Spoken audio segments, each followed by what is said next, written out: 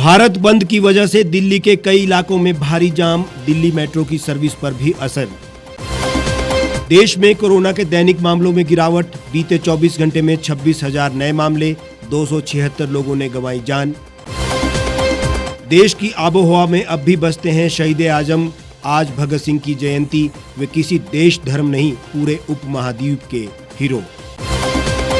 UNSC की स्थायी seat पर भारत की मजबूत दावेदारी, बुश, ओबामा और ट्रंप की राह पर बाइडेन, बोले भारत को सिक्योरिटी काउंसिल की स्थायी सीट मिले। और चंबा में आज थमा चुनाव प्रचार, पांगी में 11 पंचायतों के लिए होना है मतदान, 29 सितंबर को पहले चरण की वोटिंग, आज रवाना हुई पोलिंग पार्टियां।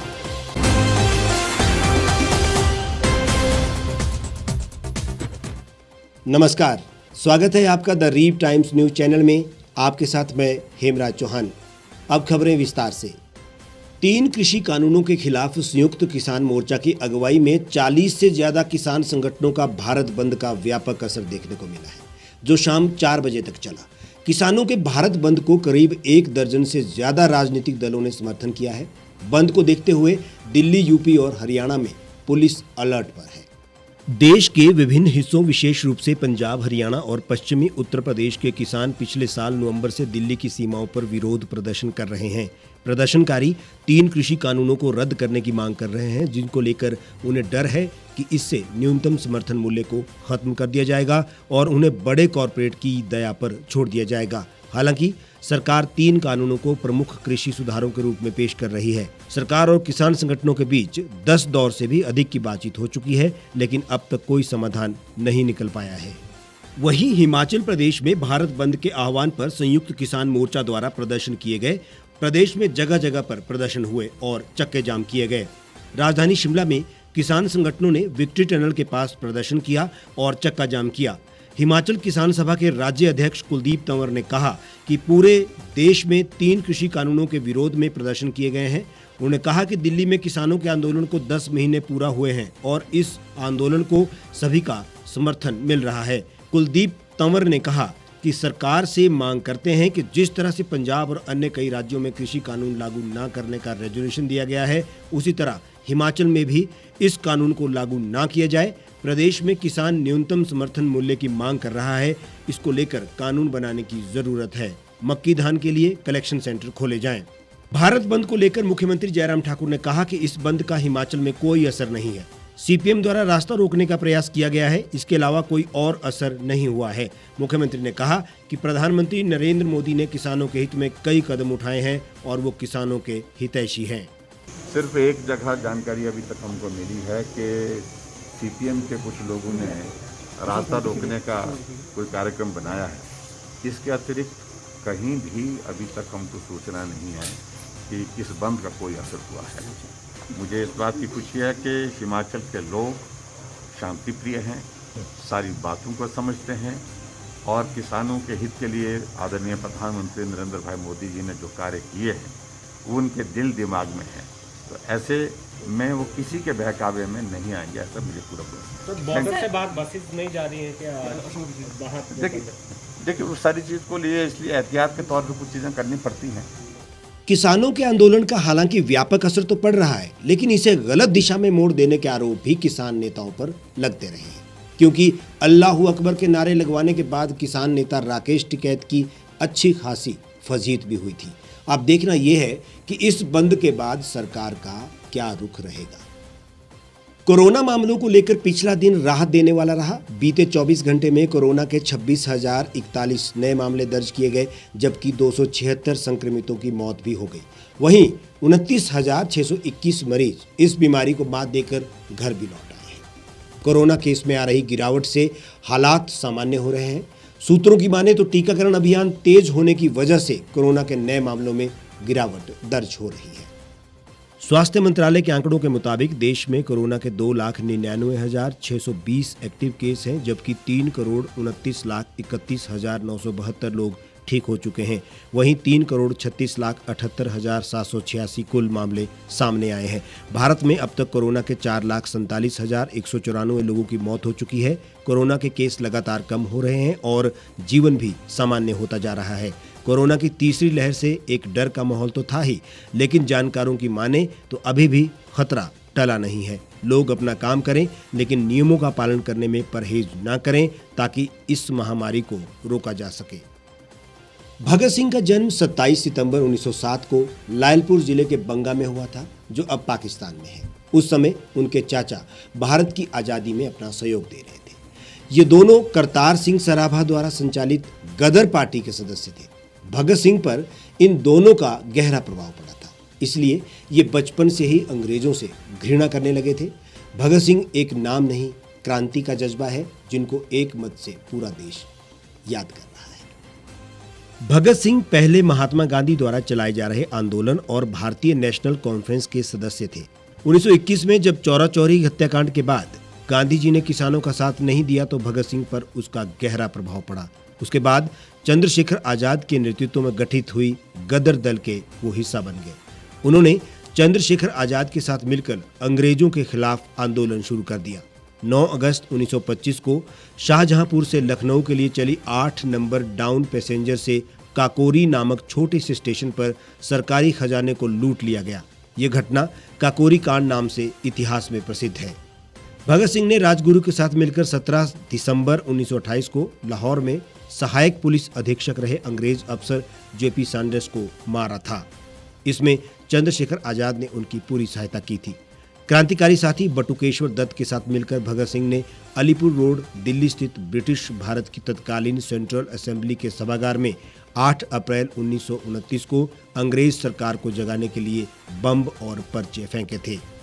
भगत सिंह क्रांतिकारी देशभक्ति नहीं बल्कि एक अध्ययनशील विचारक, कलम के धनी, दार्शनिक, चिंतक, लेखक, पत्रकार और महान मनुष्य थे। उन्होंने 23 वर्ष की छोटी सी आयु में फ्रांस, आयरलैंड और रूस की क्रांति का वृहद अध्ययन किया था। हिंदी, उर्दू, अंग्रेजी, संस्कृत, पंजाबी, बंगला और आयरिश भाषा के मर्मज्ञ चिंतक और विचारक भगत सिंह भारत में समाजवाद के पहले व्याख्याता थे। भगत सिंह अच्छे वक्ता, पाठक और लेखक भी थे। उन्होंने अकाली और कीर्ति 2 अखबारों का संपादन भी किया। जेल में भगत सिंह करीब 2 साल रहे। इस दौरान वे लेख लिखकर अपने क्रांतिकारी विचार व्यक्त करते रहे। जेल में रहते हुए उनका अध्ययन बराबर जारी रहा। उस दौरान उनके लिखे गए लेख और परिवार को लिखे गए पत्र आज भी उनके विचारों के दर्पण हैं। अपने लेखों में उन्होंने कई तरह से पूंजीपतियों को अपना शत्रु बताया है। उन्होंने लिखा कि मजदूरों का शोषण करने वाला चाहे एक भारतीय ही क्यों ना हो, वो उनका शत्रु है। उन्होंने जेल में अंग्रेजी में एक लेख भी लिखा जिसका शीर्षक था, मैं नास्तिक क्यों हूँ। जेल में भगत सिंह और उनके साथियों ने 64 दिनों तक भूख हड़ताल की। उनके एक साथी यतेंद्र नाथ दास ने तो भूख हड़ताल में अपने प्राण भी त्याग दिए थे। 23 मार्च 1931 को जब उन्हें फांसी दी गई तब भी उनकी आंखों में डर नहीं था। 23 मार्च 1931 को भगत सिंह और उनके 2 साथियों सुखदेव और राजगुरु को फांसी दे दी गई। फांसी पर जाने से पहले वे बिस्मिल की जीवनी पढ़ रहे थे। उनके जैसा जज्बा और सोच आज की युवा पीढ़ी में देखने को कम ही मिलती है। भगत सिंह का जीवन हमें बताता है कि ये आज़ादी इतने सस्ते में हमें नहीं मिली है। प्रधानमंत्री नरेंद्र मोदी का अमेरिकी दौरा हालांकि कई मायनों में बड़ा खास रहा। वैसे तो मोदी के दौरे में क्वाड से लेकर समुद्री सुरक्षा और आतंकवाद से लेकर अफगानिस्तान जैसे कई मुद्दों पर चर्चा हुई, लेकिन इस दौर में यूएन सिक्योरिटी काउंसिल की जो स्थायी सीट होती है उस पर भारत की दावेदारी को लेकर बाइडेन प्रशासन का रुख भी स्पष्ट हो गया है। भारत के विदेश सचिव हर्षवर्धन श्रृंगला ने बताया कि बाइडेन ने यूएनएससी में भारत की स्थायी सदस्यता की वकालत की है। उन्होंने कहा कि सिर्फ अमेरिका ही नहीं बल्कि सभी क्वाड मेंबर देश इस बात पर सहमत है। इसके अलावा कई और देश हैं जो भारत को सिक्योरिटी काउंसिल का परमानेंट मेंबर के तौर पर देखना चाहते हैं। श्रृंगला ने कहा कि भारत को स्थायी सदस्य मिलने पर यूएनएससी में नए मुद्दों पर चर्चा होगी। जैसे सिक्योरिटी काउंसिल की पिछली बैठक में प्रधानमंत्री नरेंद्र मोदी ने समुद्री सुरक्षा का मसला उठाया था। पहली बार किसी भारतीय प्रधानमंत्री ने यूएनएससी में संबोधन दिया था और बैठक में समुद्री सुरक्षा पर सफल डिबेट करवाई। भारत 1950 से 51, 1967 से 68, 72 से 73, 77 से 78, 84 से 85, 1991 से 1992 और 2011-2012 के दौरान 7 बार सुरक्षा परिषद का अस्थायी सदस्य रह चुका है। भारत का 8वां कार्यकाल 1 जनवरी 2021 को शुरू हुआ है जो 31 दिसंबर 2023 तक चलेगा। यूएन सिक्योरिटी काउंसिल में 15 सदस्य देश होते हैं। अमेरिका, चीन, फ्रांस, रूस और ब्रिटेन 5 स्थायी देशों में शामिल है, जबकि 10 अस्थायी देश हर 2 साल में बदलते रहते हैं। 193 देश वोटिंग के जरिए इन 10 देशों का चुनाव करते हैं। इस वक्त Gabon, Ghana, UAE, Albania, Brazil, Bharat, Ireland, Kenya, Mexico और नॉर्वे यूएनएससी के अस्थायी देश हैं। इसमें अल्बानिया एकमात्र ऐसा देश है जो पहले कभी भी सुरक्षा परिषद का सदस्य नहीं रहा है। सुरक्षा परिषद का अस्थायी सदस्य चुने जाने के लिए 2/3 बहुमत की जरूरत होती है। चुनाव गुप्त मतदान के जरिए होता है।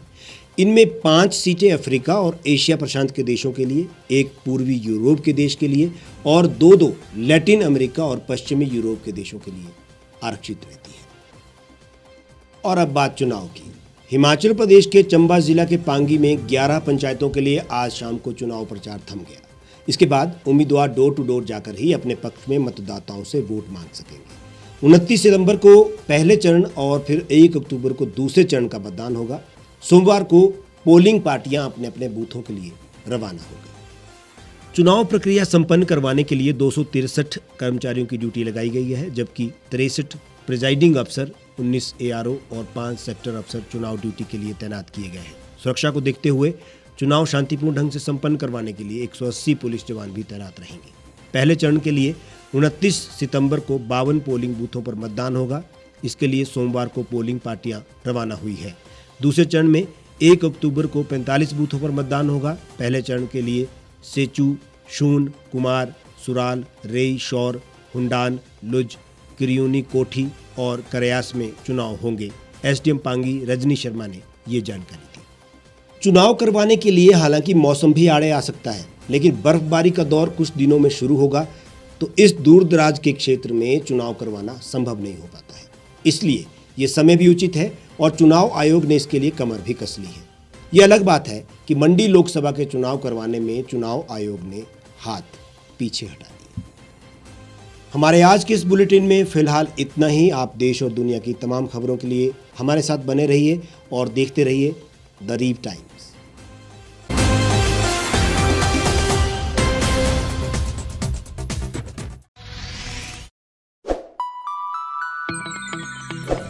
खबरों में बने रहने के लिए सब्सक्राइब करें द रीव टाइम्स, लाइक और